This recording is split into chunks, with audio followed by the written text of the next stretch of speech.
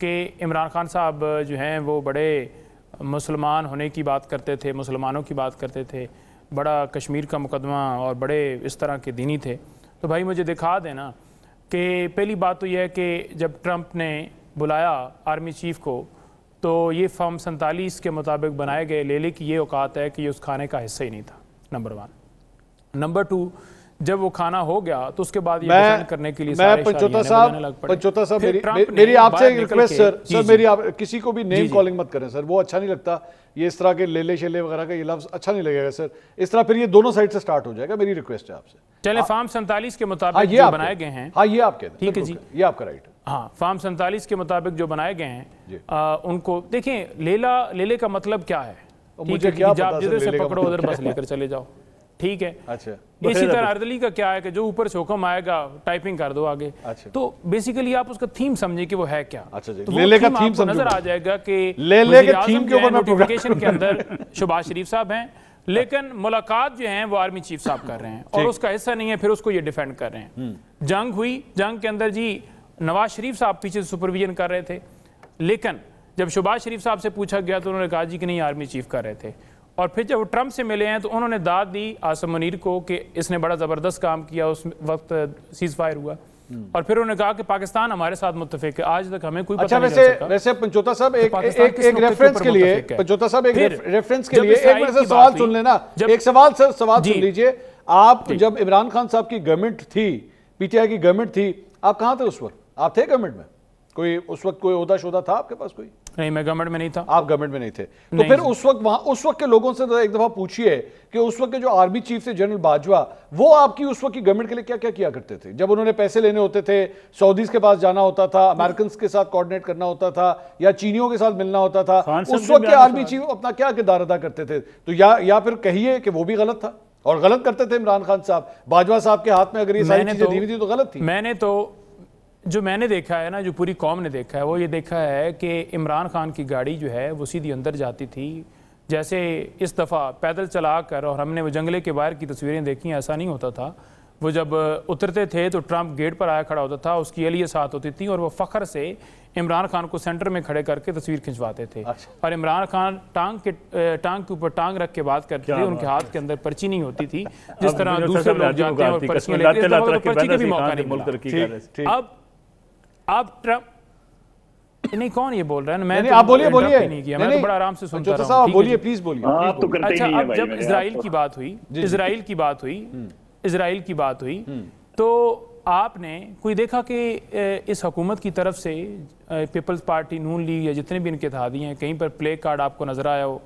जैसे तहरीक इंसाफ की लीडरशिप ने, हमारे मेंबर्स ने असम्बली के अंदर जिस तरह एहतजाज किया, जिस तरह आवाज़ बुलंद की, इनको ट्विटर अकाउंट्स ही सारे दिखा दें कि कोई इनका ट्वीट ट्रंप के खिलाफ आया हो और नोबेल प्राइज़ देने की ये बात कर रहे हैं। कौन सा इसने, ट्रंप ने ऐसा काम किया है जिसके ऊपर आप उसे नोबेल प्राइज़ दे रहे हैं?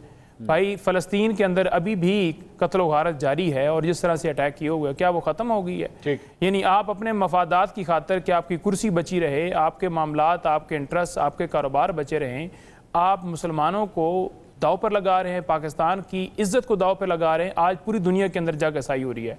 ईरान क्या कह रहा है? ईरान कह रहा है कि बड़ा ही अजीब होगा कि अगर आप नोबेल प्राइज देने की तरफ आगे बढ़ेंगे। ये ईरान का मौक़िफ़ है। और इसी तरह से मार्को रूबियो कह रहा है, जो सेक्रेटरी खारजा अमेरिका का, कि जनाब जिन ममालिक ने मजम्मत की है जितनी भी कि बड़ा ये बुरा हुआ है, वो अंदर से सारे हमारे साथ हैं। तो ये उनके तमाम कठपुतलियाँ आपके सामने हैं, जो कभी मौलवी अजमल को भिजवाते हैं इसराइल के अंदर कि आप जाके कारोबार की बात करो, जो कभी यहाँ आकर टीवी चैनल्स के ऊपर कहते हैं कि नोबेल प्राइज़ देना बड़ा बेहतरीन फैसला था। भाई किस तरह का फैसला था? आप किस तरह की उम्मीद लगा के बैठे हैं कि भारत को छोड़कर वो पाकिस्तान का अमेरिका साथ देगा? भारत का ही वो साथ देगा। भारत हो या अमेरिका हो या इजराइल हो, वो तमाम के तमाम, मोदी, ट्रंप और नेतन्याहू, वो एक पेज के ऊपर है, एक दूसरे के साथी हैं। वो कभी आपके साथी नहीं हो सकते।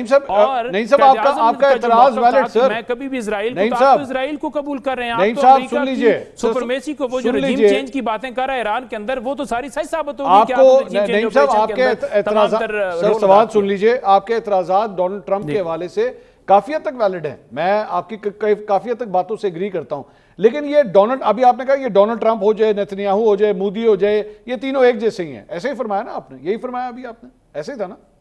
जी जी, अब अगला सवाल मुझे पता है जो आप पूछेंगे। अच्छा बता दीजिए, मैं क्या पूछूंगा, चले आपसे पूछ लेते हैं। देखें, जब ये बात हुई थी ना ट्रंप के हवाले से, जब वो सदर बना, हमें ये लगा कि वो अमन की हमेशा बात करता है और वो रोल अदा करेगा पूरी दुनिया के अंदर अमन के हवाले से। अच्छा। तो हम बात करते रहे कि वो अमन के हवाले से रोल अदा करे, अच्छा, बुनियादी इंसानी हकूक की खिलाफ वर्जियों के ऊपर अपना जो है वो इनपुट दे।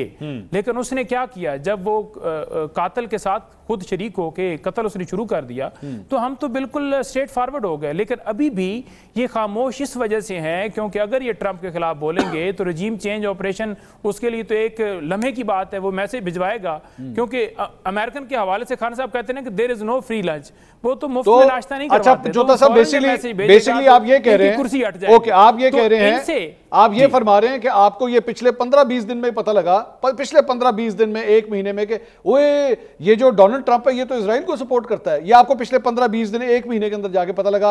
आपको उसकी कैंपेन के अंदर नहीं पता लगा वो इजराइल को किस तरह सपोर्ट कर रहा था, उसके लिए किस तरह लॉबी करता था, इजरायली लॉबी अमेरिका में उसको किस तरह सपोर्ट कर रही थी, आपको कुछ नहीं पता था इसके बारे में। उसकी तमाम तरह एडमिनिस्ट्रेशन के अंदर तमाम तरह लोग कितने प्रो इजरायली हैं, ये तमाम चीजें आपको उस वक्त नहीं पता थी। आप लोग एमी बिलावजा जो है उसको इतना चढ़ा रहे थे कि जनाब डोनाल्ड ट्रंप आएगा और इमरान खान को रिहा करवाएगा। उस वक्त तक आपको कुछ नहीं पता था कि ये कितना प्रो इजरायली है। देखें, आपको पहले से तो नहीं आइडिया होता ना जिसके बारे में ये मशहूर हो कि वो अमन के हवाले से जो है उसकी सोच है, ठीक है। तो पहले हमें ख्वाब तो नहीं आ गया कि अमन की बातें करता है और कल वो पहली दफा सदर बनाना के अंदर आ जाएगा तो फिर ये जुल्म शुरू कर देगा। वो सही बात, पहली दफा अभी तो आया है, उसको पता ही नहीं था उसके बारे में। जो तो चेक और टेस्ट किया था फिर पता लगा। नहीं, पहली दफा नहीं बना, पहली दफा नहीं बना। जो नोबेल प्राइज दे रहे हैं आप उनसे पूछिए कि नोबेल प्राइज आपने जो दिया है उसने कौन सा रोल अदा किया। हमने तो नोबेल प्राइज नहीं दिया, इनाम तो इन्होंने दिया और उसको वो सपोर्ट कर रहे हैं। इनके तमाम लीडरान सपोर्ट कर रहे हैं और नवाज शरीफ जो है वो पीछे छुप के बैठा हुआ है, उसने कोई बात ही नहीं